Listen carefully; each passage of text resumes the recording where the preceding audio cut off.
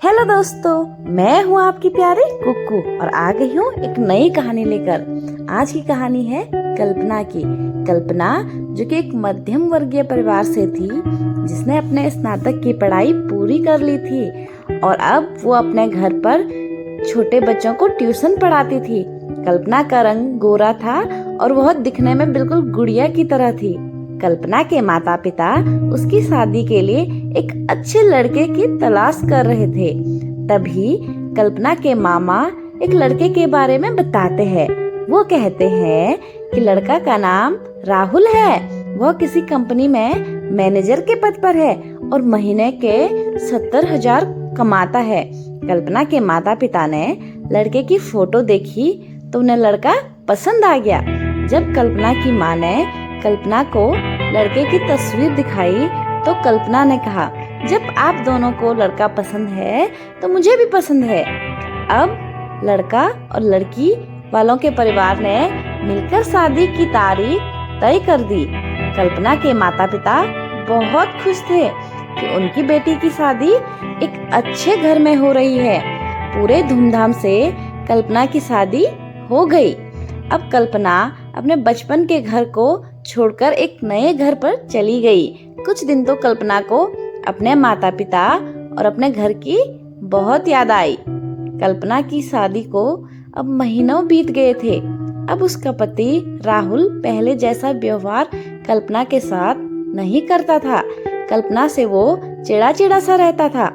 राहुल अब न पहले जैसे कल्पना को प्यार करता और न ही उसकी बातों को मानता। कल्पना को समझ नहीं आ रहा था कि वो क्या करे। वो बस रोकर अपने दर्द को कम करने की कोशिश करती थी। एक दिन कल्पना को पता चला कि राहुल सिगरेट पीने के बहाने छत पे जाता है और किसी लड़की से बातें करता है।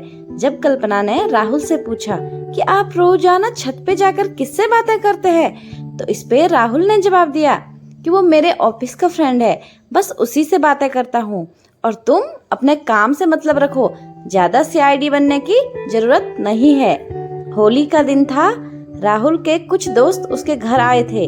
सभी ने घर में पार्टी की। उस दिन राहुल का एक दोस्त थोड़ा ज्यादा ड्रिंक कर ली थी, उसने नशे में कल्पना के सामने जाकर कहा, भाभी आप इतनी प्यारी और मासूम हो, फिर भी राहुल भाई दिन भर उस घमंडी नेहा से बातें करते हैं। लगता है कि आप राहुल भाई का सही से ख्याल नहीं रखते हैं। ये सुनकर कल्पना का शक अब हकीकत बन चुका था। अगली सुबह जब कल्पना ने राहुल से पूछा कि ये नेहा कौन है और क्या लगती है आपकी, राहुल ने कहा, मैं तुम्हें क्यों बताऊं। फिर कल्पना कहती है, मैं बीबी हूँ आपकी। तो इस पे राहुल कहता है, देखो तुमसे पहले वो मेरी लाइफ में आई। कल्पना राहुल से पूछती है कि तो फिर तुमने मुझसे शादी क्यों की।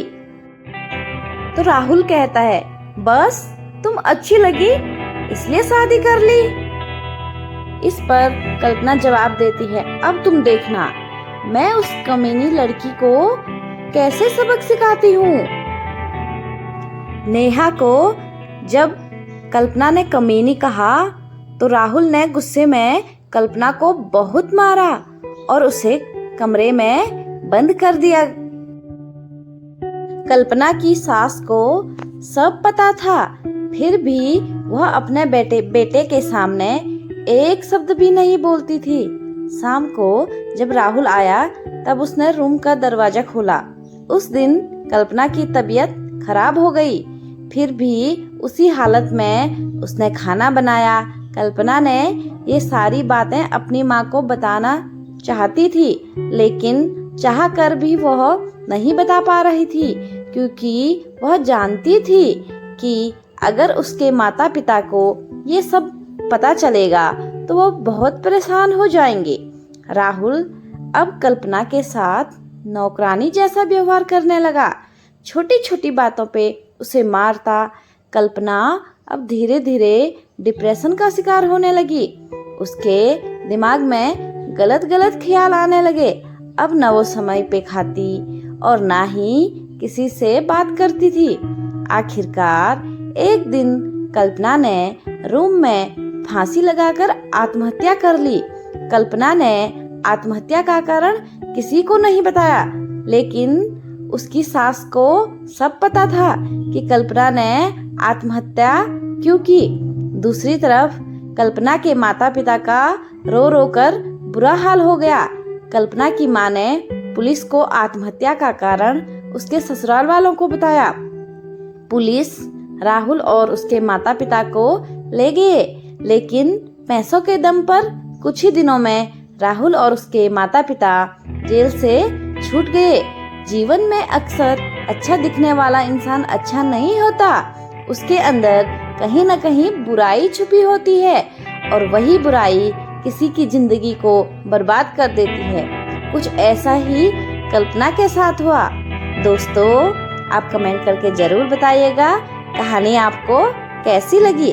अगर पसंद आए तो एक लाइक जरूर कीजिएगा। धन्यवाद।